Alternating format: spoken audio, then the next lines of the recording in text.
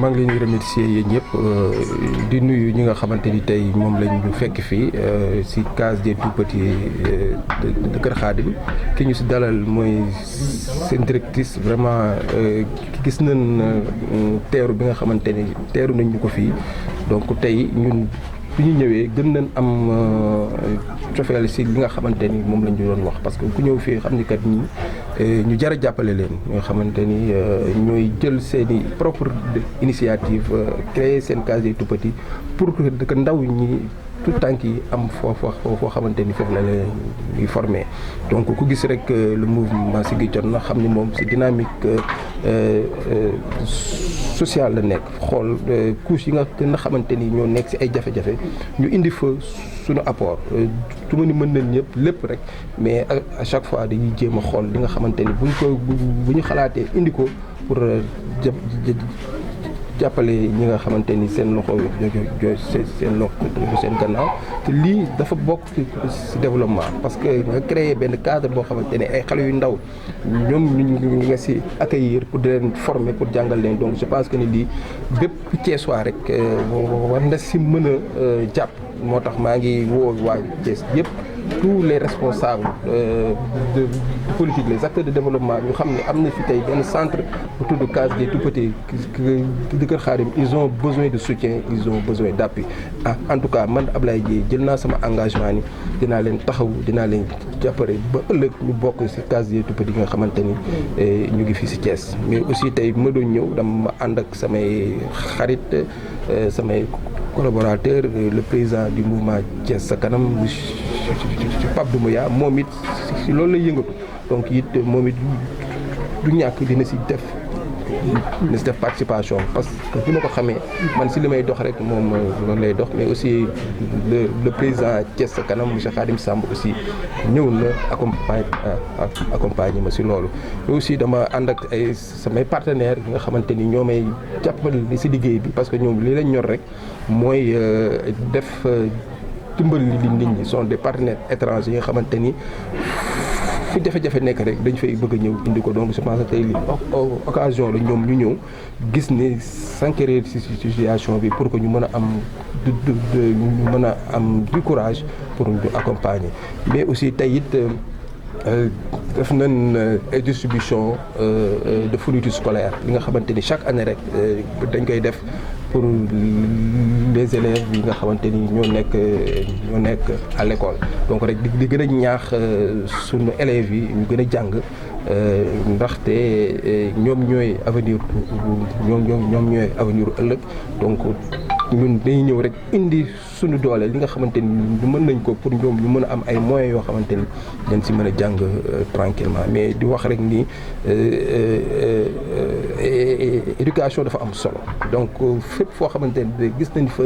ñuy former ay xale de askan bi war nañ leen mën a taxaw ndax loolu mooy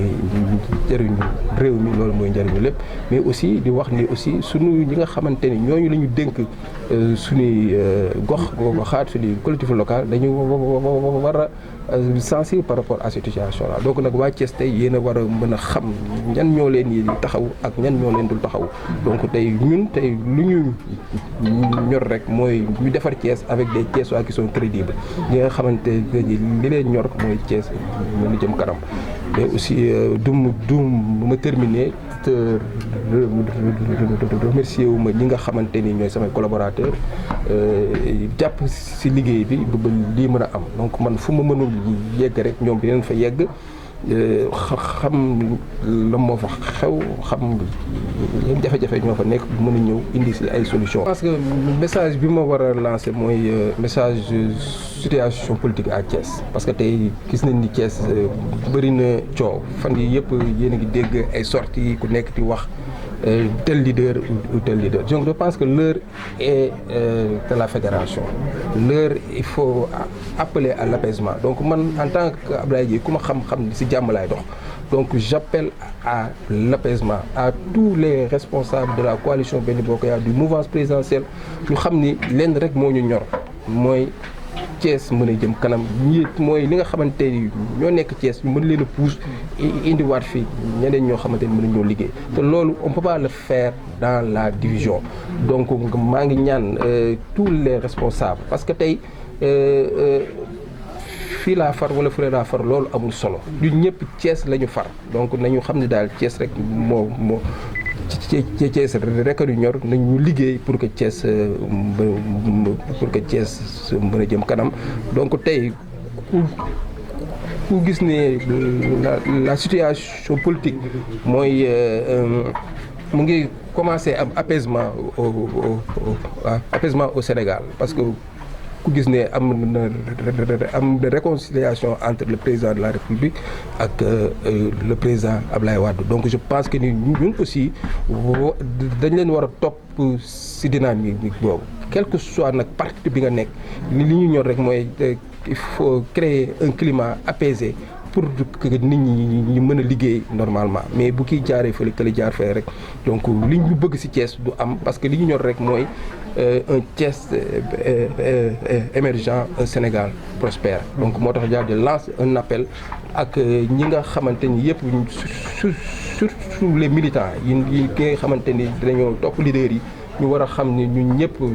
benn lañ jarul xuloo jarul ngaayoo jarul dox ju ñaaw j'appelle vraiment à la fédération à l'unité pour que li ñu bëgg ñu mën ko am jërëjëf. Je remercier la directrice de la case des tout-petits Kër Khadim et aussi tous les membres de l'association de la case des tout-petits de Kër Khadim qui nous ont vraiment permis de venir s'enquérir de la situation de cette case des tout-petits. Donc je pense que en tant que responsable politique, acteur de développement, notre rôle est de participer au développement local de Thiès. Donc quand on a eu l'information que la case des tout-petits, c'était que Khadim avait besoin d'aide, donc nous avons pris notre courage en main en tant qu'acteur social de venir les soutenir et les accompagner. Donc je pense qu'aujourd'hui ce qui est important c'est de lancer un appel à tous les responsables de Thiès pour qu'ils travaillent autour de l'essentiel. Et l'essentiel c'est d'apporter leur pierre à l'éducation de Thiès émergent. Donc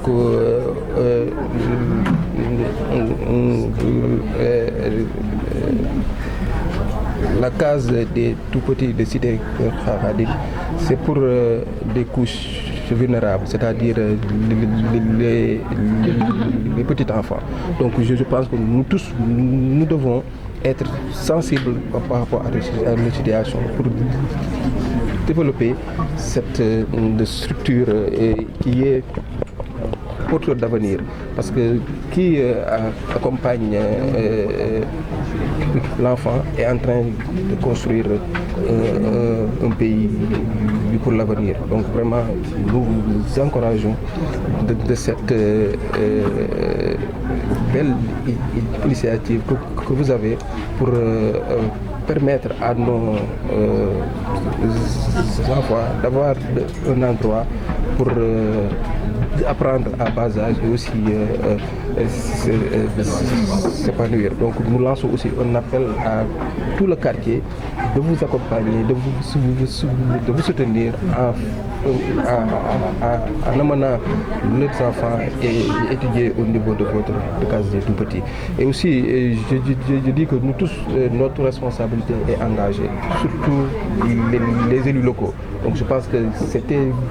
le rôle de vous accompagner et de construire des communautés pour que les enfants puissent s'épanouir